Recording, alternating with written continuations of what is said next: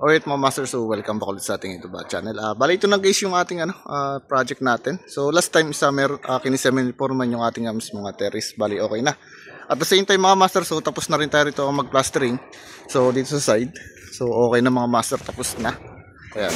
And then dito, okay na rin, kompleto na lahat. Then pasok tayo sa loob. So sa loob naman natin mga master, bali okay na rin. So naikabit na rin natin dito yung mga pinto ng ating pinakang main door. So okay na. Ayan.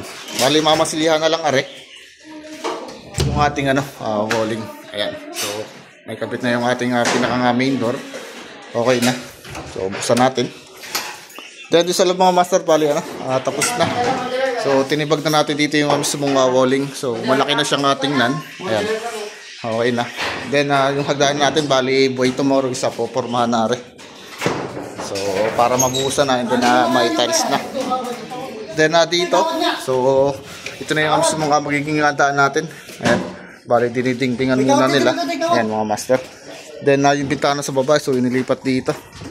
Then sa loob, so ito yung pinaklas natin kanina sa baba, yung ating pinto, yung ating sliding door. So dito siya mapapunta. Yan sa taas natin. So bali okay na. Then yung ating terrace, so winaterproofing natin para hindi siya tumilas pagdating ng panahon. So bali itatalis na rin natin. Ayan. So lapit-lapit na tayo mga master matapos. So bali wala lang tong pintura. Bali wrapping lang muna. So susunod na lang gawa ng short na yung ating aklete sa pagpapagawa. Okay, so yun lang muna, bali in-update ko lang today. Salamat po.